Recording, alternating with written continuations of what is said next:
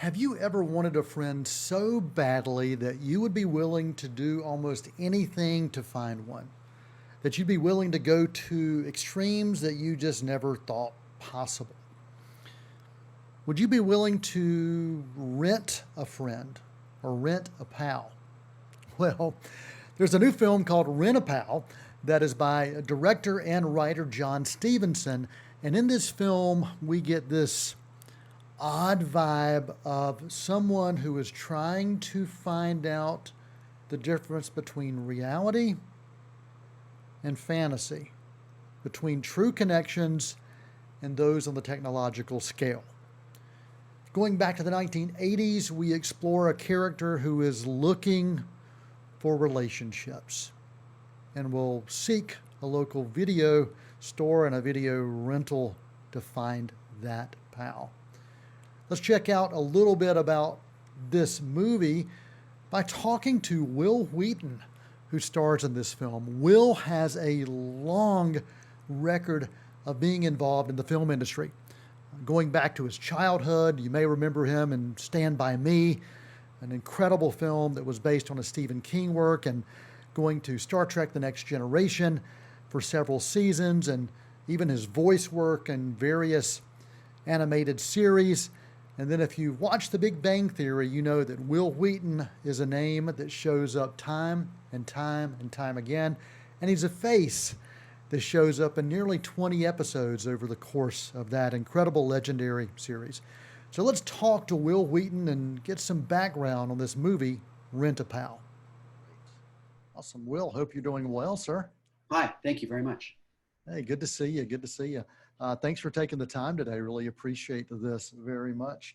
Got to ask you the role of Andy in this particular film. I was told that you were approached early on. You were one of the first choices, maybe the first choice, and that you had a chance to collaborate and give some of your ideas about what you saw in this role as well. I'd love for you to talk a little bit about that. I loved this script from the first page. I have not been so compelled to finish a script in years. Like, I mean, I'm talking like a decade. I cannot remember the last time I read a script that captivated me the way Rent-A-Pal did. I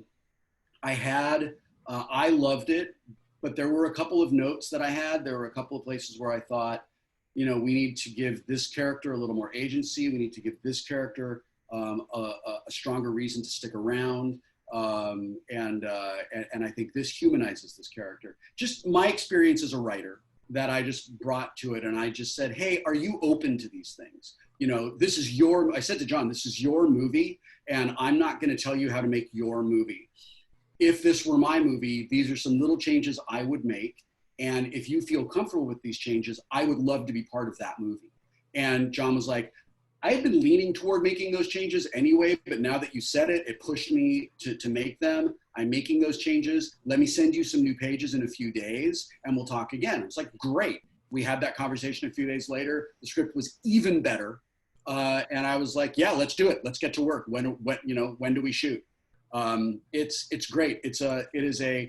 I'm so proud of this movie. And it's a wonderful little film that I think has an opportunity to break out. Well, and it's also a film that takes you back to the 80s, to the VHS days. And for you, I read that this shoot was a one-day shoot for you. Yeah. So talk about that, because when you're doing a one-day shoot and trying to get this whole concept of what the film and the character should be, you don't have a lot of time to do it in. So talk about that aspect of it. So I had like 20 pages of dialogue, and there was no way I was going to learn 20 pages of dialogue because it takes months, and it's part of like doing a play, right? And a huge part of being able to remember extraordinarily long pieces of dialogue is being able to physically move in the space so that different physical things trigger different pieces in the script in my brain so that the words are there and the scene is happening and things are all coming out.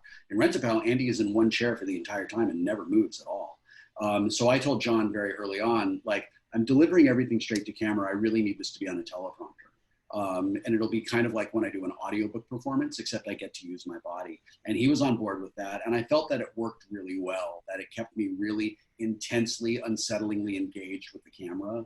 And it made it so that I didn't have to worry about flubbing a line or leaving out something that was important, or sometimes doing something as small as changing a word can really alter the writer's intention. And as a writer myself and as an actor, honoring the writer's intention is paramount in my mind.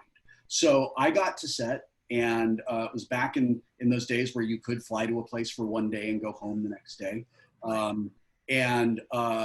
When I got there, it was everything that I expected it to be. This very simple, very Spartan set.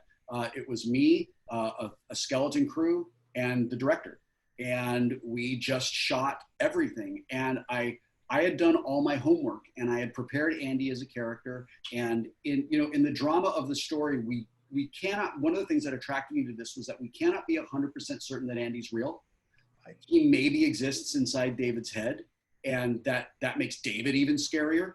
But for Andy to be real, I had to treat him as if he were a real person, and I had to treat him as if he were this predator who was doing everything he could to control this person who he is in a relationship with.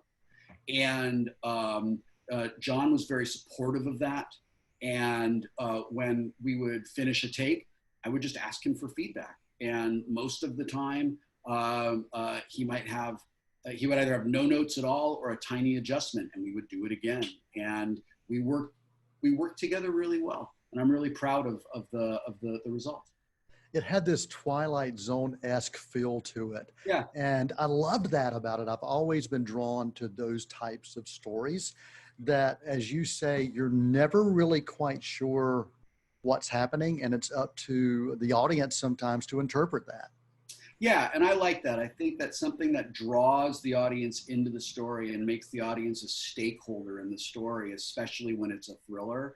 It puts the audience more on the edge of their seat. It invests them more strongly in the story, and it makes them complicit in the bad things that happen to the protagonist.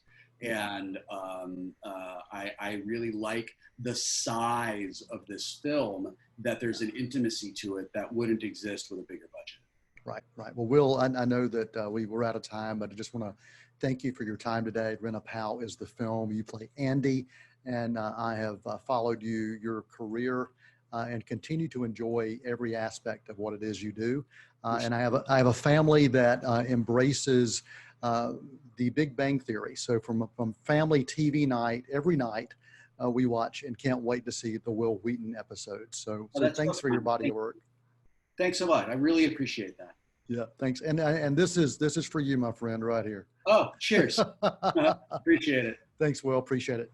Yeah. Special thanks to Wil Wheaton for taking the time earlier to chat with us about the film Rent-A-Pal.